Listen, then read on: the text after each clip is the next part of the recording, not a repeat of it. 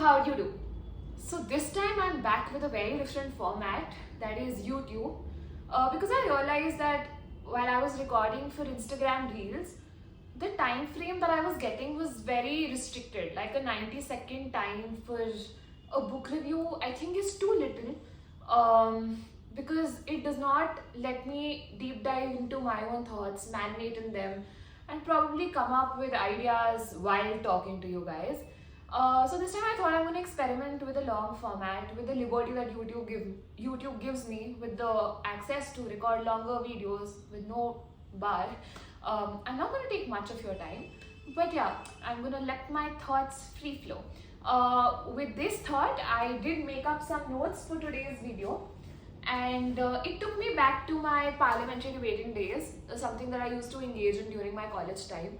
And I remember I used to make my debate notes, just how I've made notes today, like pointers, and that flashback reminiscing that time, the nostalgia really hit me hard.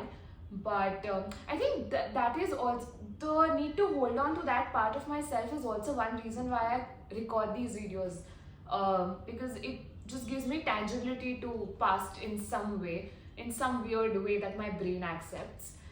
So today I've come to you with a book review on How to Kill Your Family by Mackie. The title of this book is self-explanatory. This woman Grace going around killing her father's side of the family. Now the thing is that the author has given so much justification to Grace's side that you realize that you understand where she's coming from, why she's going ahead killing her family, and you end up sympathizing with her. This is the second time that I'm sympathizing with a murderer. The first time it happened when I was reading Crime and Punishment, Raskolnikov. I sympathized with him too. I think I should really be questioning my morals at this point of time. But that is what great writing does to you, right? It even with the immoral things, you try to side with them because the writing is so powerful. That is exactly what happened with this book. This book is not at all serious. I mean, it is serious. It carries the seriousness of somebody going ahead murdering people. But the writing is also so witty. Witty in the sense that it does not take away from the seriousness, but it also makes you laugh out loud at the same time. Go ahead with me with these contradictions. Once you read this book, you'll understand where I'm coming from and what I'm trying to explain here. The book swings from chapter to chapter. There's one chapter of Grace committing murders, and the second chapter her talking about her life in prison. Just by the way, she's not in prison for committing all of these murders, and this is not a spoiler. You get to know it like within the first chapter of the book only.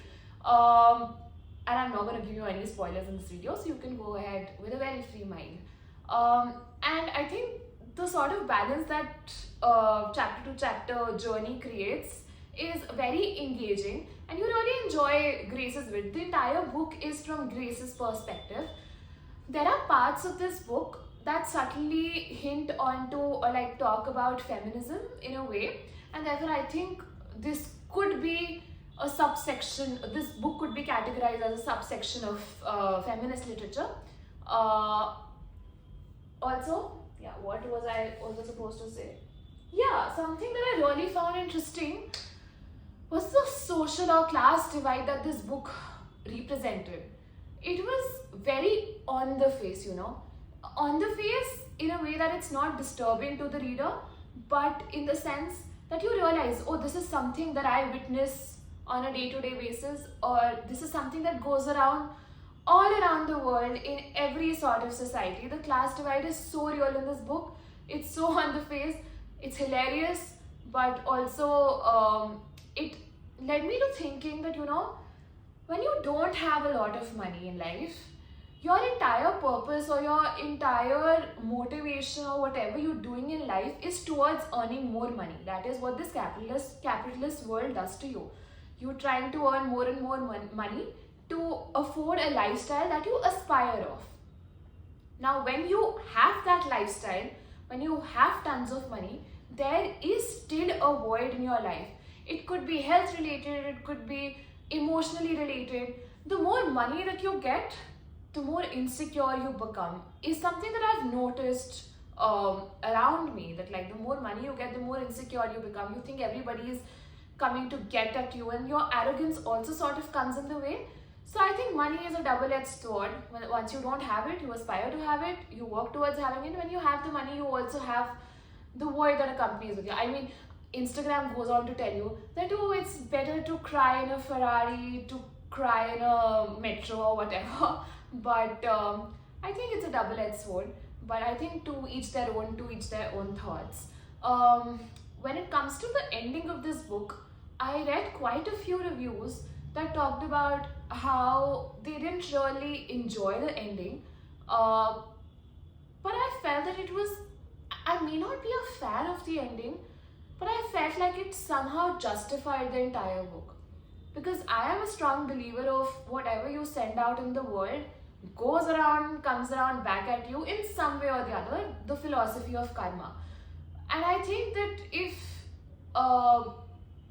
the ending would have been otherwise, maybe something would have been left hanging, like it wouldn't have felt complete. With the ending that we got, it might not be as satisfactory as you would want it to be, but I think it tied all ends perfectly, and therefore I have no qualms with it. So yeah, that was my review of this book. I really enjoyed reading this book because it truly has like some laugh out loud moments. Also, not to forget, it does take a critical view of, or like a critical take on influencer culture as well. There are like 2-3 pages of the author dissing influencers, which I found was very hilarious and very appropriate also. So yeah, if you've read this book, do let me know your thoughts in the comments. If you agree with my thoughts or not, if you have contradicting opinions, do let me know in the comment section. If you've not read this book, pick this book up for the wit, for the murder, for the suspense, for a complete package, because this book is everything that you would want.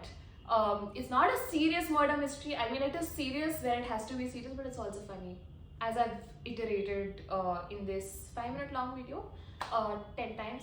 So yeah, see you next time, hopefully on YouTube. Yeah, till then, toodles!